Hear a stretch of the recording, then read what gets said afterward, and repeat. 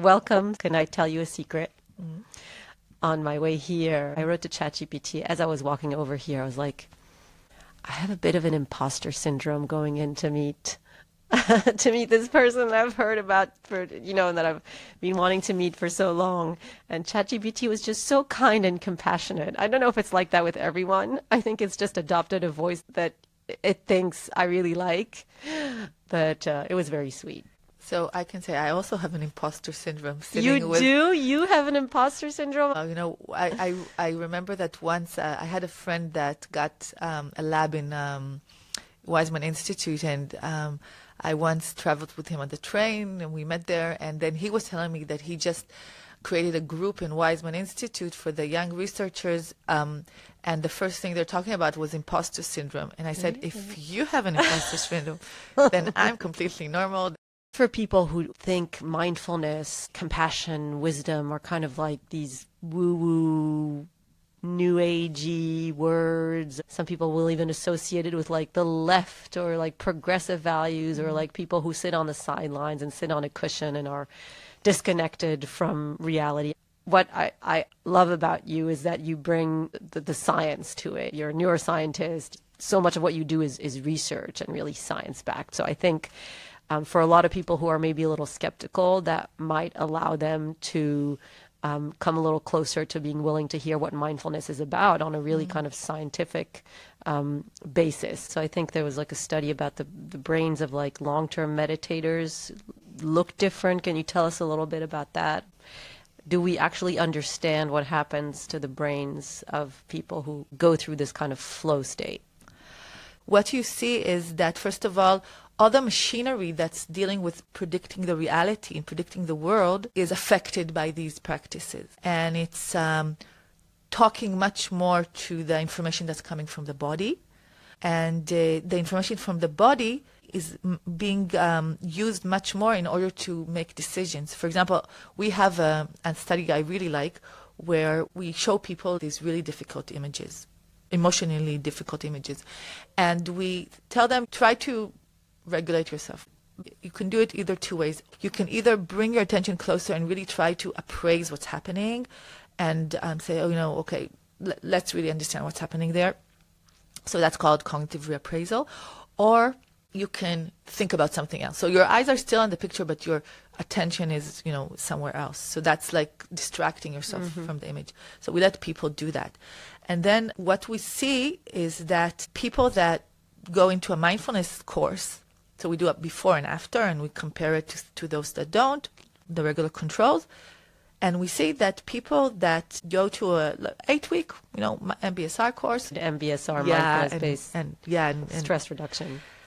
Their heart rate starts predicting what they will do. Will they be able to get closer, to engage with what's happening, or disengage? And we know from a lot of psychological studies that your ability to actually understand from moment to moment the situation and what's the best way to deal with it, it's believed to be the predictor of resilience, of mental health, because it's this flexibility to say, okay, maybe now that the thing that's happening is so difficult that I'm going to be overwhelmed, and overwhelmed can be trauma, right? So I need to take a step back. I need to regulate myself. I need to prepare myself to go closer to this difficult situation. So that would be a moment, distract yourself or try to disengage. But if you disengage all the time, then you actually don't solve the problems in your life. But if you engage all the time, you can very fast be overwhelmed and get burnout and burned out. Exactly. So your ability to say, okay, now I can do it. I can deal with it. I can go close. No, I can't. I take a step back. So what we found is that when people do the mindfulness course, after that, when the heart rate doesn't decelerate so much when they're given these images, that means that they're not so overwhelmed by it. They actually decide more to engage. And when the heart rate decelerates more, they do more disengagement. So their body and the brain are attuned to each other, and that supports the decisions of how do I regulate myself in front of something that's aversive, right? So this is an example of this flexibility that this practice enables. That brings us more well-being, and then more resilience, and then maybe more wisdom. So I think when you look at it from that point of view, there's no reason to think that these practices belong to certain types of people. I think all people, whether on the right wing of the political spectrum or on the left wing of the political spectrum, all people are prone to delusion, to self-delusion, to self-harm, to foolishness, all. And we see that now. All people can really benefit from using this and actually connecting to these high cognitive functions, this ability for metacognition, which is really the special thing the human brain has. How are all the ways that mindfulness help either from a health perspective or emotional perspective or societally within communities, within families? Maybe we can, for the listeners, we can just do a short mapping.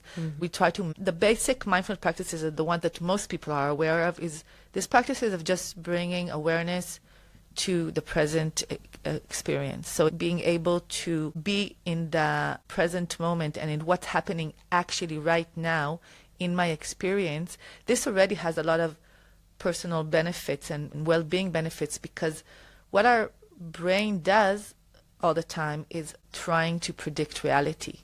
And it has this really sophisticated machinery. The brain is more like a predictive machine. All the time we have like these brain maps, brain models of the world, and we're trying to predict what's going to happen, am I going to be okay? The question that's most interesting to the brain is, will this body be okay also the next moment? Also okay from inside and also okay from the outside. Will I be safe? Will this body live? When I bring all my attention to my body, it's actually really helping, like, give all the data that my brain needs to say, okay, I'm on it. Everything's okay. I'm really getting what's happening right now. And this is why just doing that really can induce a lot of relaxation. So I always say to my students, whatever you do, if you just connect your body, your senses to what's happening in the moment, then that's already really relaxing. And by the way, in Hebrew, it's really nice because in Hebrew, moment is rega, and relax is leheraga. Roga, yeah. Roga. So it's really interesting. There are so many words like that in Hebrew, I think. Yeah, it's an ancient language, and it's interesting sometimes to learn from the language. So most of the people, when they say mindfulness, they actually mean these type of practices, which is just about bringing attention, to the breath, to your body. You could do mindfulness when you're running and when you're washing the dishes and when you're just taking a few breaths, right, and doing yoga. And then the second group of practices would be when you actually add something really, I would call it dramatic, radical, which is the way you bring attention to whatever is happening. And that's adding the component of non-judgmental, accepting, curious to whatever is happening. So you're not saying, oh, this is good, this is bad, this is an experience I want, this is not. You can be with whatever is. So you're already inhabiting, the moment. Inhabiting is like being in a home. I'm in the home of my life right now. And at this moment, I'm at home, This being at home is something that was so disrupted since October 7th here in Israel in so many levels, being at home, the home as a safe place. I'm in my home and whatever's happening is okay. I can accept whatever's happening and there's no conflict. This is really powerful. And then you have the group of practices that are mindfulness-based, which are about cultivating compassion and empathy and gratitude, which are also very supportive of the way I meet the world. If my mind is all the time trying to predict the world and I induce in it some kind of these more positive states, so I will meet the world in a more, positive way. And that's more or less where I think mindfulness practices are known in the mainstream of Western cultures. I think that we need to put more emphasis on the last group. That was actually the reason that mindfulness was undertaken inside the Buddhist project regarding getting free of these foolishness states, which are self-destructive states, and really being a free person in a world that can be very turbulent and with a lot of uncertainty, and still staying free. And you take all the tools that you already developed in the first 3 groups, and they're really essential. That's the basics.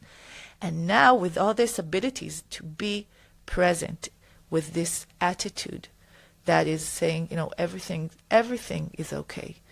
And being able to shift your attention to the more beneficial mindsets deliberately. And then with these abilities, you can now start to deconstruct your experience and see actually how your mind works, and start to see the way that in order to deal with the infinite reality, our mind creates biases.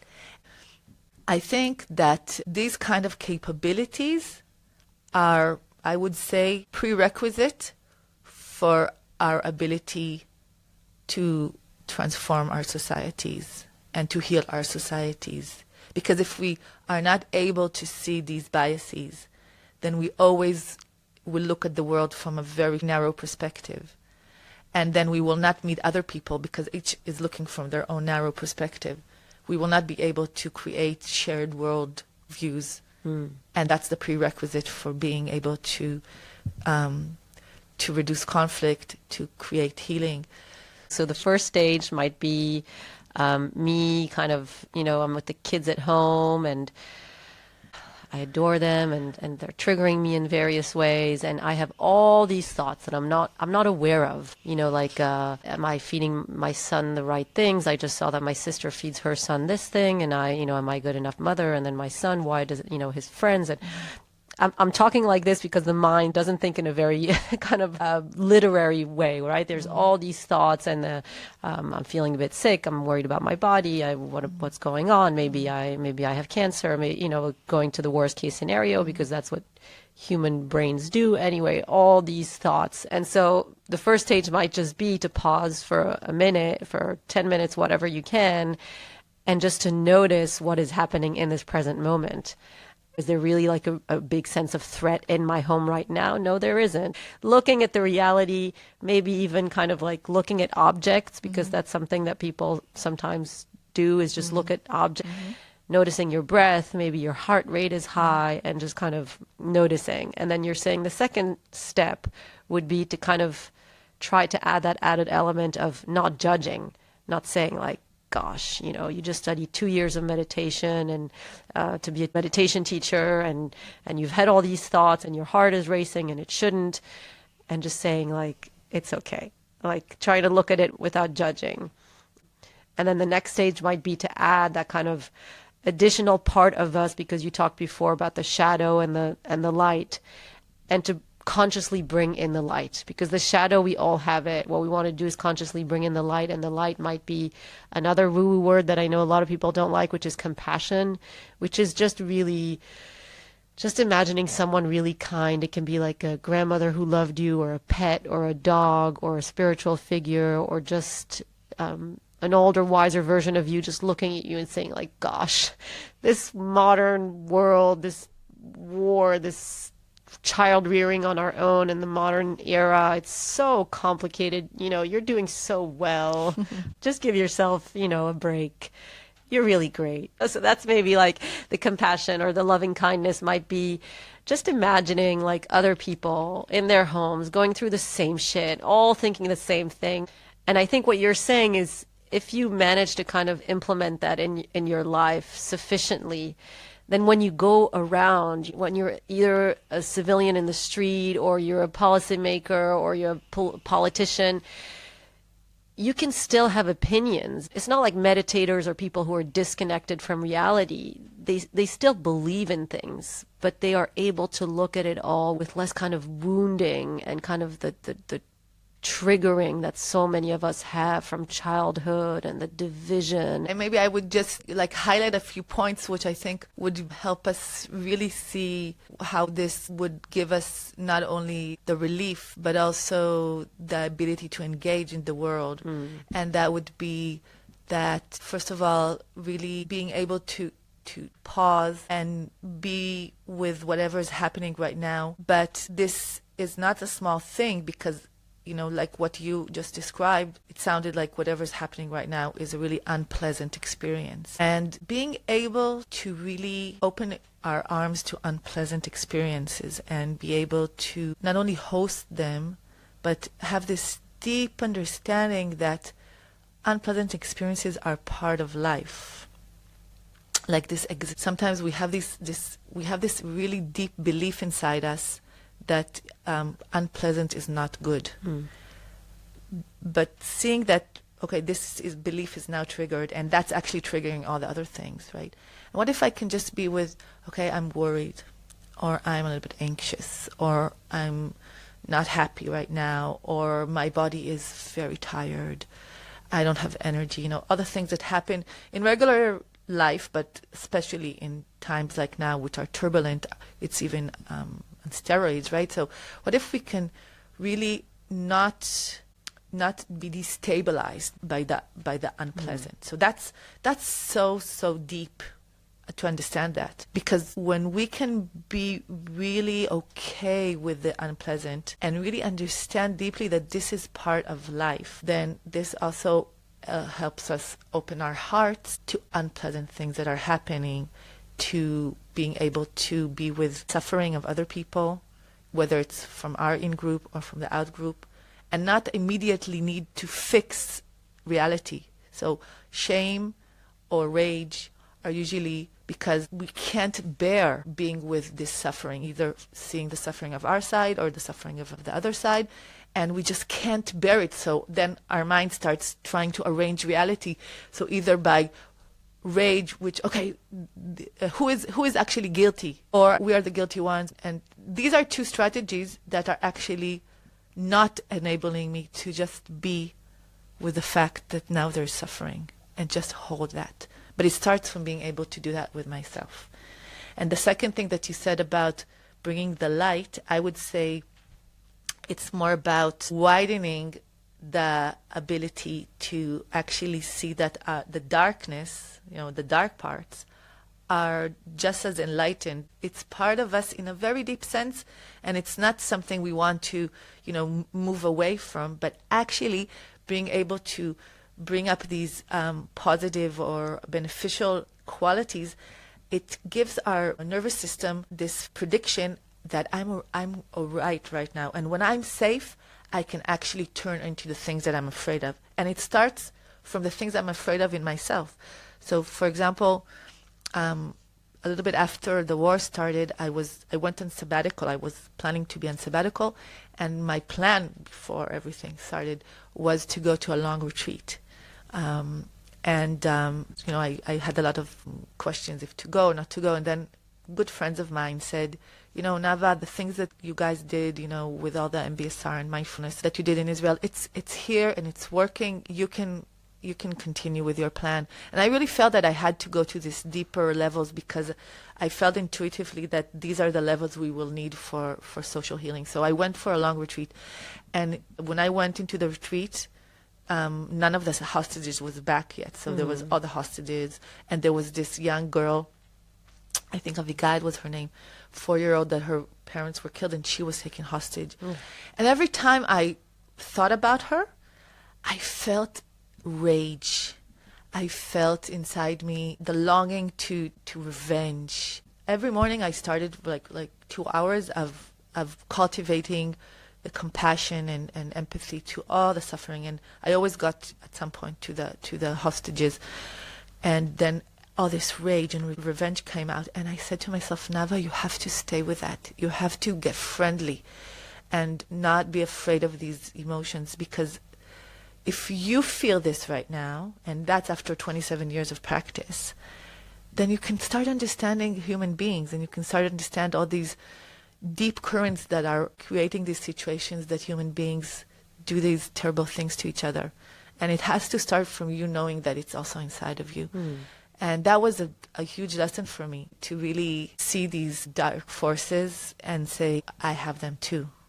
I'm just maybe more alert, or more trying to inhibit them, or trying not to let them go out. But I'm not better than other people in the sense that I also have that. And I think that when people are able to do this process, and it starts from the first dealing with my husband and with my kids, and when people are able to see that, that's already actually the basis of the higher practices. And if you do the practices for relief, if you do them deeply, actually that's the basis for your engagement in the world.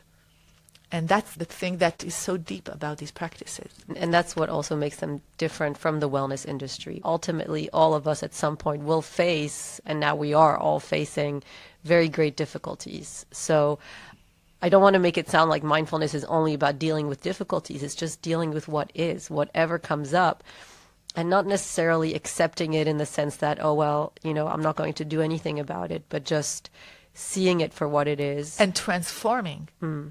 So there's to be with what is, and then something in the way you meet reality transforms. And this transformation process, if we go back to the brain into cognition, it changes something in the way the processes in your cognition work. It's like a muscle, this transformation, this ability to transcend the current situation. And that's very powerful. An insight. So it's a process that enables you to gain some insight about the relationship between you and the world. So it's like a muscle. When you start training your mind in a way that you start having these insights, these aha moments, at the beginning it's spontaneous. At some point it starts to be part of your life. By the way, it also happens, I think, when people take psychedelics. So all kinds of practices that open up some insight. Once you get into them, and it happens a few times, it's like your machinery starts being more open to these kind of abilities. And then, more and more insights, that's already like the flow situation, which so many people crave, right? This flow situation, because flow situation means that all the time, I'm really connected to what's happening, really connected. I really understand what's happening. So that's really important, I think, for people to understand that these kind of practices have potential which has not yet, I think, been realized in our Western societies. And I think that in this turbulent era that we're going into right now all over the world, and of course here in Israel, we're already there for a few years, we will have to go into that step in order to be able to really transcend the situation and transform our shared reality. I want to talk a little bit more about you and your own mindfulness practice. You started out as a scientist, a neuroscientist. What made you kind of drawn to this more contemplative practice? So, the more I get older, I sometimes have these realizations about what were the seeds. First of all, when I was a child, actually I was in the United States, and I had a teacher called Mr. Medville, Alan Medville. Maybe you'll hear me. Now I know that he was a good friend of John Kabat-Zinn, which brought the mindfulness. And I remember that he read us, the part in Walden of Henry Thoreau about going into the woods to be able to realize something deep about life. And I was 6th grade, and I remember how deeply it touched me.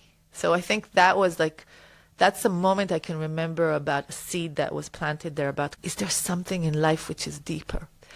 I also think that being a daughter of, my father was a Zionist in the former USSR, and he was arrested. He was Asir Tzion. In the 70s, a lot of people that were in the Zionist movement, and most of them only wanted to come to Israel and were refused to come to Israel. And the only thing he did in this movement was just to teach Hebrew.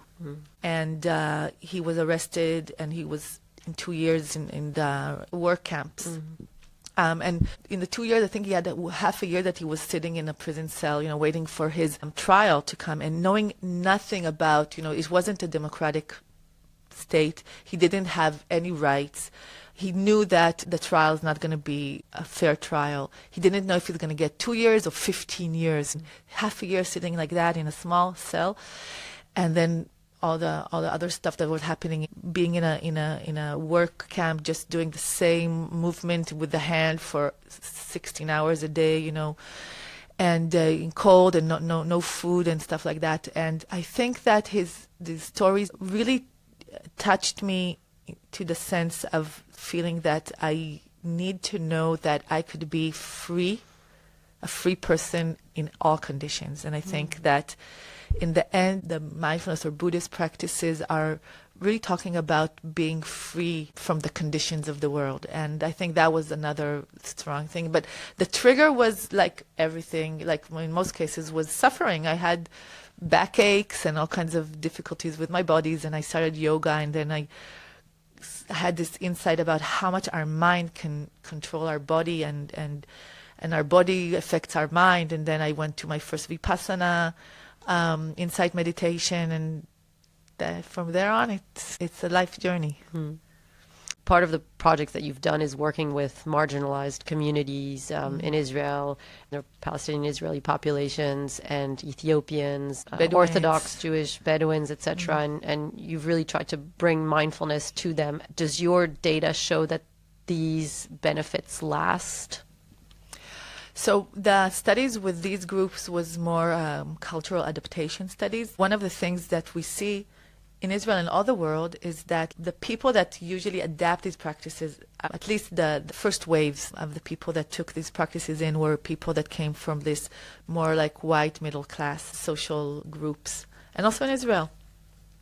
And one of the things that we want to understand is what needs to happen for other groups to take it in. What are the cultural adaptations that are required? One of the things that we saw very strongly all over was that, of course, all these groups are groups that are usually more marginalized. They're in the lowest levels of the social status, most of them. As a group, they have much more stress. Their stress is also systemic stress. And the reaction to the practice was always very strong. Always like, wow, this is really, really helpful. But also we saw that in most of these groups, people said, well, actually, it's not so new to me. I mean, we just call it differently, or we have some other perspectives of these kind of qualities. It's something that's in the wisdom of our groups. And I even remember one of the women from the Ethiopian community, which she then became a very good friend of mine, and unfortunately she died 2 years ago from cancer. She was one of the first participants in the group of the study. And very fast she said, I just realized that this is qualities that we had in our group, but when we came to Israel, we sort of threw the baby with the bathwater. Yeah. Because we wanted so much to be like you guys, and we didn't realize that we have these qualities of mindfulness, of kindness, of compassion, of generosity, right? And it really helped her connect back to her culture and say, you guys call it mindfulness, you came from Buddhism or from neuroscience, but that's something we know from our culture. And I think that one of the things that all of the groups said was, we need to be really able to take these practices the way you guys do it. We need the people that teach us these practices to really know our pain, to really understand what is our sources of stress. And if someone will be able to talk to us in the language of our pain and our stress, it will open up our hearts more. So that was also very significant to learn that about these groups. So that's one of the things I learned, that there's actually these wisdom already inherent in many groups and people. I always say to them, I wish you could somehow connect back to the wisdom of your ancestors and bring it to the Israeli marketplace of all ideas, because we really need these qualities right now. In a way, I think, mindfulness has really boomed in the last decade, maximum, 2 in the Western world. And it comes from a great need, but I think also more than ever, it's probably very, very hard to be mindful. Even before COVID and war and, global political upheavals, etc., just the pace of our modern societies, the technology, the kind of expectations, the fact that most of us, maybe in Israel a little bit less, but in most of the world, kind of raising our kids alone, not much help. People have jobs and kids to look after, and there's just a lot of stress. So in a way, like, mindfulness is needed and also really hard, because you have so many distractions all the time that kind of pull on all your brain strings. In the past year and a half in Israel, I think more than ever, just the sheer terror and horror of what happened here means that a lot of people went into kind of survival mode, which makes all the sense. And you know more about this than me, but I think survival mode means that kind of you're really in the kind of first primordial areas of your brain. Those are very activated, and the more kind of evolved parts of the brain are almost shut off. And I think you see that in Israeli society even a year and a half later, even though October 7th has passed, a lot of people are in that place. Do you find that even in yourself and in fellow meditators, have even people who've meditated for years like you being able to kind of remain in that more regulated part of their brain where they can take in the information and the suffering, like you said, have the flexibility of knowing when to engage with it, when to distance themselves from it, come back to their center? Or do you see even like in that kind of group a real difficulty with engaging with real mindfulness? When I think about the future, in order to make the future better, we need our minds to be able to be clear and do good sense making. And I think, maybe it's radical, I don't know, but the way I see things right now, I think that all of the horror that's happening right now, or most of the horror that has happened and is still happening, and all the tragedy is in the end the result of not enough minds being able to break free from these fetters. And so everybody's in their own cocoon, and not being able to find ways to create a different reality. And when I think for myself, what is my level of optimism or pessimism, it's always looking at how many people that are, let's say, in significant positions are able to see clearly. So if you go to people that have been practicing for many, many years, I think that for many of them, these capabilities that they have practiced and trained are actually there for them right now. And you also see that many of them are also very active. I think many of the people will have a hard time to go through all these stages of mindfulness practices that we described before. And maybe just the first steps of just being, with the body and the senses, and just somehow telling the brain or the nervous system, like you said, right now I'm okay. Right now everything's okay. Okay, and just being with that and allowing some relief. But I do think that people that are in more central positions, people in the academia, people that are teachers and principals, of course, people that are in the civil services and are heading organizations, politicians, we need a critical mass of people to realize that some of their project, whatever they're doing, has to start with them gaining more clarity, to do better sense making, to widen their worldview, to be able to get closer to reality. And how do they know that they are doing it? If they are constantly surprised by what's happening and not predicting what's happening, that means they're not close to reality. And look how people are all the time blaming someone else. Well, how come we didn't predict that? How come we didn't see it coming? That's because we're not really close to reality. And I think that if we want to do social transformation, then there needs to be effort done so that this critical mass of people that are in central positions, right, of influence of the society are being able to more self-transcend and more transform and have a ability to gain what's called perspectival knowledge, which is the ability to see in many perspectives, not only my perspective. First of all, see that I have only a certain perspective. That's already a meta-cognitive jump. But also being able to see from different perspectives and see from the perspective of the person that I most disagree with. Even for the listeners right now, think of the person you most disagree with and try to think of you looking at the world through their eyes. The body, I feel it in my body, already you feel the body tighten. That's where you need the mindfulness. You need to be able to work with this tightening, not to react to it, relax into that, so you can continue doing the process of looking through the eyes of that person, so you will be able to get closer to reality, because that's the only way to get closer to reality, to see it from other perspectives and participate more in the reality. That means not only work with your assumptions. That's only one model of the world. There's so many other models. If we won't do that, and from other reasons you said, it's very difficult to do that right now. And we as a society have not come prepared to these turbulent times.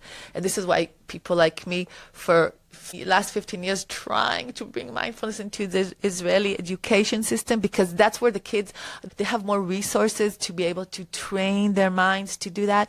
And this is why, I was standing on so many platforms, so many stages, and talking to people and saying, we have to bring mindfulness into education society. And it was so hard, to persuade people why it's important. Only when the COVID came and the people wanted more resilience, they opened the doors to mindfulness, really. And still, it's so hard to do that. And you have to understand that this is the prerequisite we need for the next generation to be able to solve the complex problems of this area. They will have to be able to have a set of ecology of psychotechnologies that will be able to help them deal with the complex reality.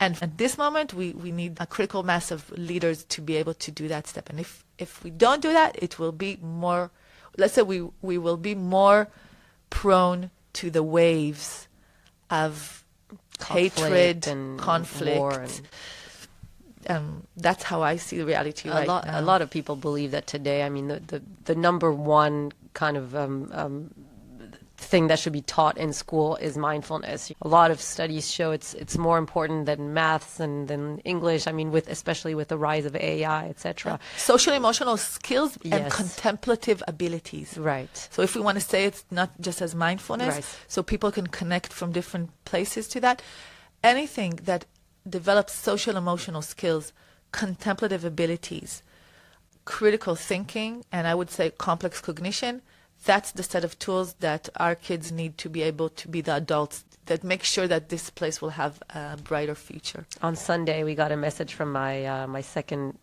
daughter is in Kita Aleph, first grade, and the teacher wrote, "We're coming back to school, and the first hour, what we'll be doing is meeting in the mamat, the shelter, because that's the only free room, and doing mindfulness." And I was so happy to read that. So if it's any encouragement to you, I think there are the seeds. We have a project in the Sagol Center for Brain and Mind, which I run.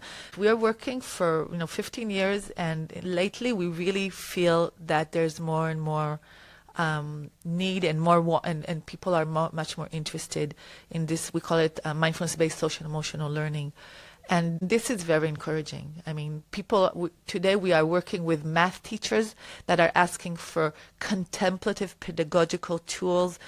So kids are not doing meditation, but they're bringing in contemplative pedagogy when they're doing math. Meaning they can kind of look at themselves. Yeah, so I can do math, but I can also ask myself, does this stress me? For example, or they also study how they are with the math. And we know from a lot of studies that most of the problems that children have with math is because of the emotional reaction.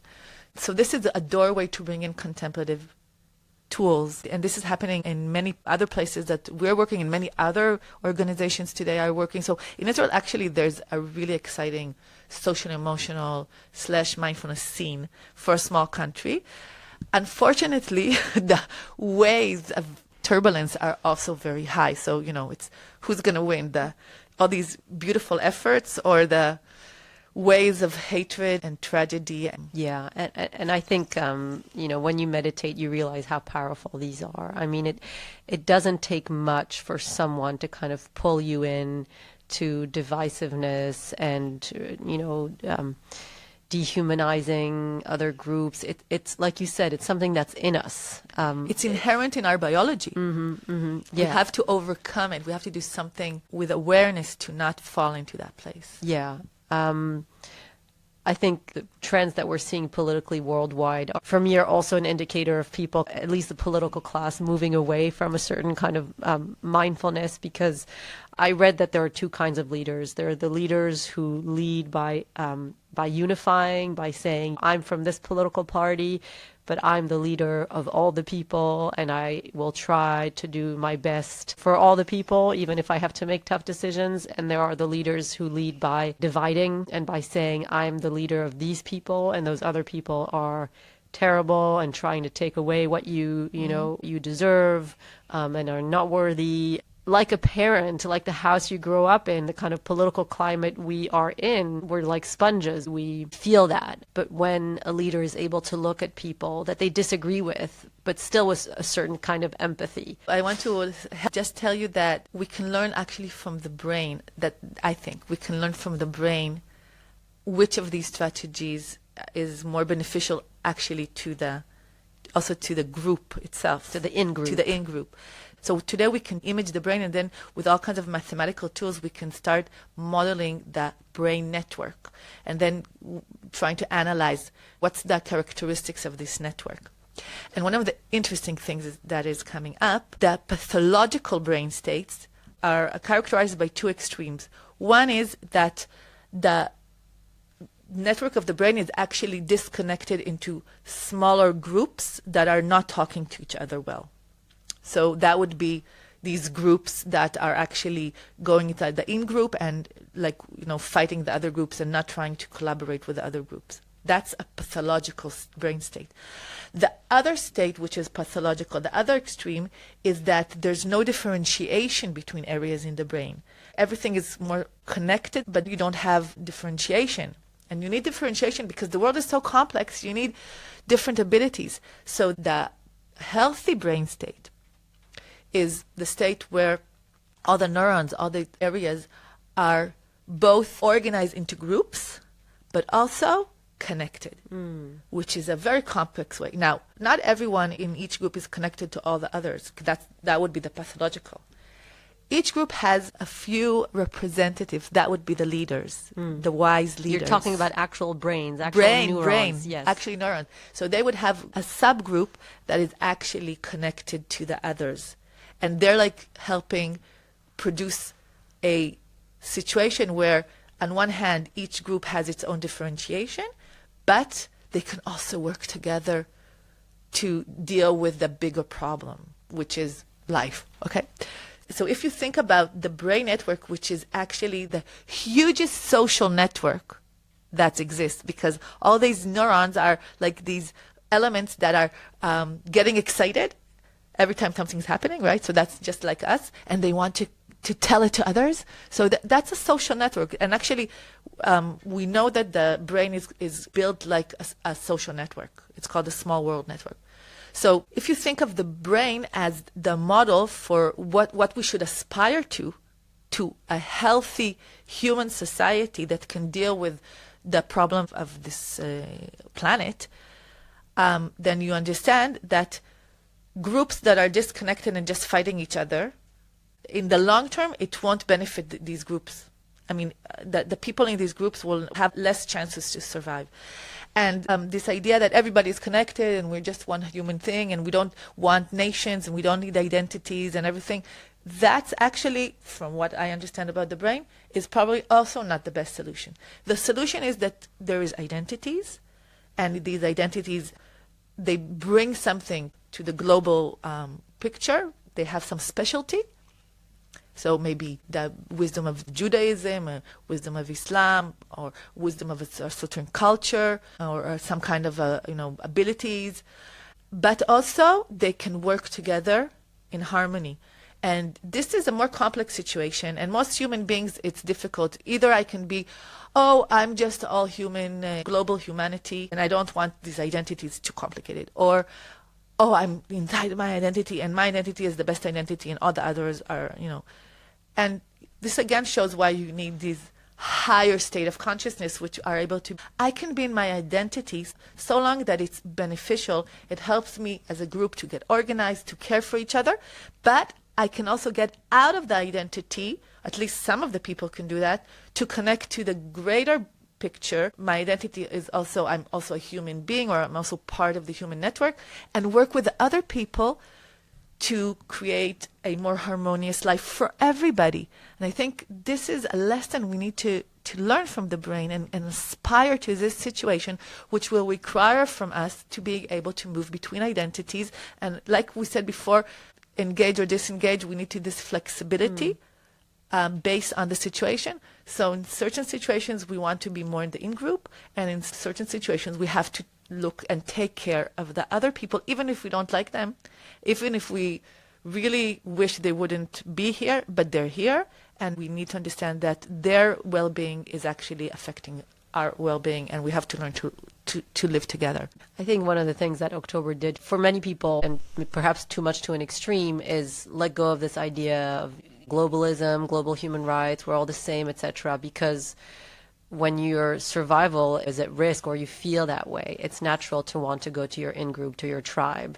And so I really discovered the kind of physiological benefits of being with people who were in the same situation as me, moms who live close to me, who are experiencing the same sirens, who are Jewish, who are worried about anti-Semitism, who are worried about our government. It's like it's a very close group that makes my physiology feel really safe. And I need that. And there's a lot of value in that. There's a lot of value in my kids feeling that they can knock on these people's door and it'll feel familiar. It'll feel like home. On the other hand, that kind of tribalism, like you said, can really lead to states where when we feel very attacked, we cannot see the kind of larger picture anymore, and it's only us versus them, etc. So I think that flexibility that you talked about, I mean, sometimes at least allows me to move from that, I'm feeling really tribal right now, or I can kind of have a larger perspective, which doesn't mean that when I see anti-Semitism or complete delegitimization of Israel as a nation, it doesn't hurt. But it allows me to be with those ideas in the sense that I can understand where they come from. I don't agree with them.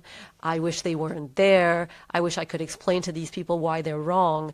But I can understand how people around the world are not all evil. They're just a product of their own environment and of their own cultures. And biases and perspective. Exactly, and conditioning and the kind of their own shame that they're not looking at, etc. And so it does allow me to at least be less wounded. And I think when we are less wounded, we can act from a wiser place. And I think that's perhaps what you mean about our leaders. I wish our leaders could also say, you know, yes, I am the leader of the Jewish state. My role is to protect the Jewish state. And therefore, these are the things that I think. But I can understand the wider picture. It's not black or white. It's not that the left-wing people are trying to tear us all apart. And it's not that the right-wing people are like this. These are all very nuanced questions. I would even say these bring a perspective that it's important that we have, and these bring a perspective that it's important that we have, and we need all this perspective on the table, and sometimes we need this more and this more. And actually, if we only work with only one of these perspectives, then that won't bring us the peace and harmony we want. And then we need to see that it's not either or. It's both and how do we work with that? And also, you know, the COVID really gave us a lesson that people forgot so fast, and that something can happen somewhere in the world, where place we never heard about, and it changes our life, and you know, it makes people die and leads to huge turbulence. So whether we want it or not, we are connected. You know, from each person to each person in the world, there's about 6 to 8 steps. So you're connected, and whether you want it or not. So whatever is happening there at some point will reach you. It's either be in your generation, or in the generation of your children, or generation of your grandchildren. So you cannot not take into account what's happening outside. And I think that's also part of this mindset of mindfulness, which is to start seeing this connection. And then saying, okay, so now I see the connections within, I see the connections outside, you know, and from moment to moment I ask, what are the connections I need to work on? And what are the things that I'm doing that may be leading to greater tragedies or greater catastrophes in the future? Everything is a result of causes and conditions. So am I creating now the conditions for a better future? Better future also for my grandchildren. That's something that people are almost completely not thinking about. And this is exactly this mindset of seeing the network of causes and conditions. That's part of the clarity. I want to thank you so much for coming in, for sharing with us. Is there any final thing you think we've missed? I hope that people get that message that if we want to transform our future, we need to find ways to self-transcend and transform the way we deal with reality and gain more clarity and sense-making. And it's really the project of this time.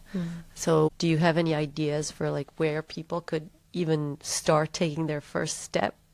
there's so many apps and There's so many apps. Yeah, so many. yeah. I mean, it's all over the place. I'll recommend there's Calm, there's Insight, Timer. There's, by the way, Richie Davidson's app, which is free because it's a service to the public. It's called the Healthy Minds app, and it also has the science explanation and it's being model, and it really has deep practices from the basic to the deep. And I also want to say that it's not only about mindfulness; it's about this ecology of practices, and I think that there's a lot of other ways to do that. You just need to understand, what you're looking for.